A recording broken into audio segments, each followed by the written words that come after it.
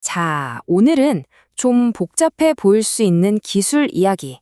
하지만 그 안에 엄청난 투자 기회가 숨어 있는 바로 그 이야기를 데이터를 가지고 아주 명확하게 풀어드리겠습니다. 이런 질문으로 한번 시작해 볼까요? 만약에 말이죠. 우리가 알던 태양광의 한계를 아득히 뛰어넘는 진짜 차세대 에너지 혁명이 바로 지금 이미 시작되었다면 어떨 것 같으세요? 바로 이 숫자부터 보시죠. 69.4%. 이게 뭐냐면요.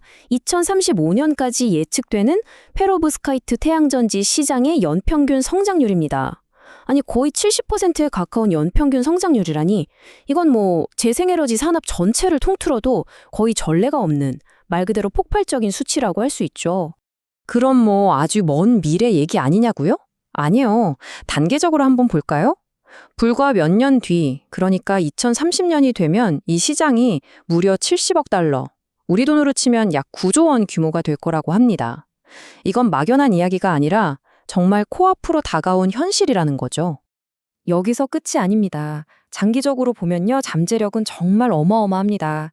2035년에는 665억 달러, 그러니까 약 88조 원짜리 거대 시장이 열린다는 거예요. 네, 바로 이 숫자들 때문에 우리가 오늘 이 기술을 그냥 지나칠 수가 없는 겁니다.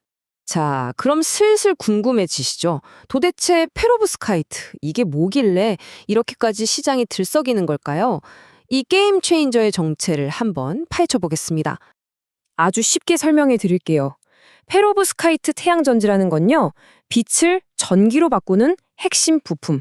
그러니까 그 빛 흡수층에 페로브스카이트라는 아주 특별한 결정 구조를 가진 물질을 쓰는 거예요. 여기서 핵심은 어떤 특정 원소가 아니라 바로 이 독특한 구조 자체에 있습니다. 자, 이 표를 보시면 기존 실리콘 방식과 뭐가 다른지 확 와닿으실 겁니다. 흡수층 두께를 한번 보세요. 페르브스카이트는 실리콘의 500분의 1도 안 돼요. 말도 안 되게 얇죠. 그러니까 재료도 1% 미만으로 들어가는 거고요. 만드는 방식도 완전히 다릅니다. 뜨거운 용광로가 아니라 그냥 저온에서 잉크처럼 찍어내는 게 가능해져요. 그 결과가 뭐냐? 초경량, 휘어지는 유연성, 심지어 속이 비치는 투명성까지. 이건 그냥 성능이 좀 좋아지는 수준이 아니라 태양전지라는 것의 개념 자체를 뒤바꾸는 그야말로 패러다임의 전환인 거죠. 이렇게 혁신적인 기술이 만들어낼 시장, 과연 그 크기가 어느 정도일까요? 이제부터 그 엄청난 기회의 규모를 숫자로 직접 확인해 보시죠. 이 그래프가 모든 걸 말해주고 있죠. 2025년에 약 4억 6천만 달러로 시작해서 5년 뒤인 2030년엔 70억 달러를 훌쩍 넘고 거기서 또 5년 뒤인 2035년에는 무려 665억 달러를 돌파합니다. 이건 뭐 교과서에나 나올 법한 완벽한 J커브 성장세죠. 정말 폭발적이라는 말 밖에는 할 말이 없네요.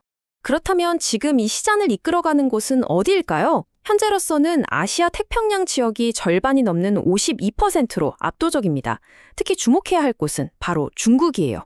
기존의 실리콘 태양광 시장에서 쌓아올린 막강한 제조 인프라와 공급망에다가 정부의 전폭적인 지원까지 더해지면서 지금 초기 시장을 그냥 완벽하게 장악해버린 그런 형국입니다. 자, 이제 투자자 입장에서 가장 중요한 질문을 던져봐야겠죠? 그래서 왜 투자해야 하는데? 이 엄청난 기대감, 이 열광의 진짜 이유는 뭘까요? 핵심 투자 포인트를 딱 3가지요. 정리해서 말씀드리겠습니다. 여기서 가장 중요한 점은 이 기술의 장점이 하나가 아니라는 겁니다. 한계를 돌파하는 효율, 상식을 파괴하는 비용, 그리고 아예 새로운 판을 짜는 시장 창출. 이 강력한 3개의 기둥이 이 혁명을 떠받치고 있는 거죠. 자, 그럼 하나씩 뜯어볼까요? 첫 번째 기둥, 바로 효율입니다. 기존 실리콘 태양전지는요, 아무리 기술이 발전해도 29.4%라는 물리적인 한계에 딱 막혀 있어요. 더 이상 올라갈 수가 없는 거죠. 그런데 페로브스카이트를 기존 실리콘셀 위에 얇게 덧붙이는 텐덤 방식으로 만들면 이론적인 한계치가 41% 이상으로 훌쩍 뛰어오릅니다. 그리고 이건 그냥 이론이 아니에요. 이미 연구실에서는 미국 NRL에서 공식 인증한 34.85%라는 정말 놀라운 기록을 세웠습니다. 이건 기존 시장의 판도를 완전히 뒤집을 수 있다는 뜻이죠. 두 번째 기둥은 바로 비용, 즉 가격 경쟁력입니다. 페로브스카이트는 쓰는 재료 자체가 워낙 적고요. 에너지를 엄청나게 잡아먹는 고온 공정이 필요 없어요. 대신 저온에서 용액을 바르듯이 인쇄하듯이 만들 수 있거든요. 이게 뭘 의미하냐면 마치 신문을 찍어내듯이 태양전지를 돌돌 말면서 대량으로 생산하는 롤투롤 공정이 가능해진다는 겁니다. 결국 전기를 만드는 데 드는 비용, LCOE를 혁신적으로 낮출 수 있는 핵심 열쇠가 바로 여기에 있는 거죠. 마지막 세 번째 기둥은 아예 없던 시장을 새로 만들어낸다는 겁니다. 이게 진짜 무서운 점이죠. 투명하고 가볍고 막 휘어지니까 기존의 딱딱하고 무거운 실리콘 태양전지는 상상도 못했던 곳에 쓰일 수 있어요. 예를 들면 건물 유리창 자체가 발전소가 되는 거죠. 이걸 BIPB라고 부릅니다.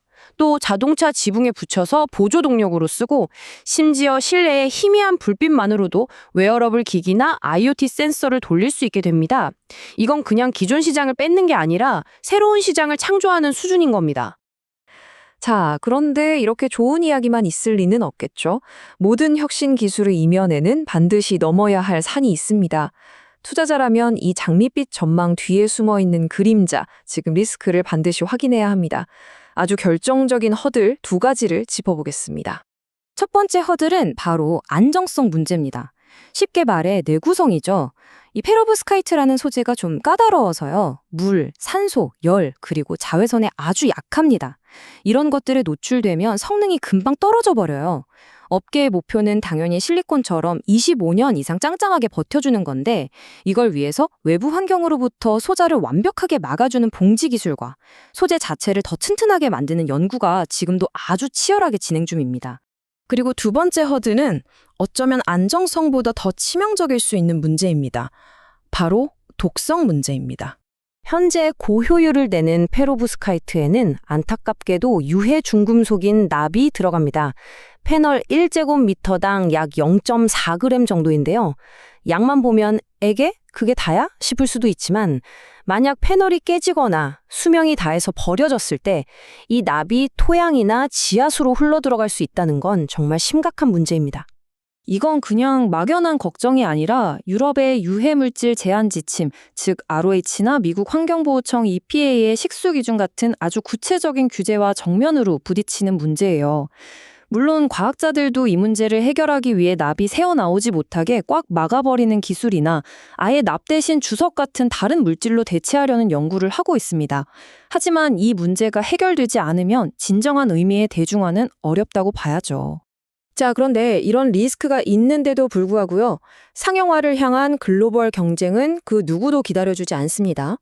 이미 시계는 아주 빠르게 돌아가고 있고 연구실을 넘어서 공장으로 실제 제품으로 향하는 경주가 정말 뜨겁습니다. 지금 전 세계의 주요 기업들이 시장 선점을 위해서 말 그대로 전쟁을 벌이고 있습니다. 영국의 옥스퍼드 PVA는 벌써 올해 최초의 상용 텐덤셀을 내놓았고요. 우리나라의 하나큐셀도 2026년 상용화를 목표로 바짝 추격하고 있습니다. 중국의 마이크로 퀀타는 이미 세계에서 가장 큰 페로브스카이트 발전소를 돌리고 있고 폴란드의 사올 테크놀로지는 실제 건물에 제품을 적용하는 단계까지 갔어요. 보시다시피 이건 더 이상 연구실 안에서의 이야기가 아닙니다. 실제 필드에서 벌어지는 치열한 경쟁이죠. 자, 이제 마지막 결론을 내릴 시간입니다. 이 모든 것을 종합해 봤을 때 페로브스카이트를 둘러싼 이 뜨거운 열기는 과연 진짜 현실이 될 수 있을까요? 아니면 한순간에 거품으로 꺼지게 될까요? 결론부터 말씀드리면 이렇습니다. 페로브스카이트는 분명 고위험, 고수익의 특징을 가진 기술혁명입니다. 에너지 산업의 판도를 뒤집을 엄청난 잠재력이 있는 건 분명한 사실이에요. 하지만 동시에 앞서 말씀드린 안정성과 독성이라는 두 가지 치명적인 약점, 이 허들은 대중화로 가기 위해선 절대 타협하거나 피해갈 수 없는 반드시 풀어야 할 숙제입니다. 수십억 달러의 돈이 쏟아져 들어오고 이제 상용 제품까지 나오기 시작했습니다. 그래서 이제 질문은 이 기술이 과연 시장에 영향을 미칠까가 아니에요. 진짜 우리가 던져야 할 질문은 바로 이것입니다. 과연 이 기술이 너무 늦기 전에 안정성과 독성이라는 그 치명적인 결함을 완벽하게 해결할 수 있을 것인가? 바로 이 질문에 대한 답에 이 기술에 그리고 어쩌면 우리 에너지의 미래가 달려 있을 겁니다.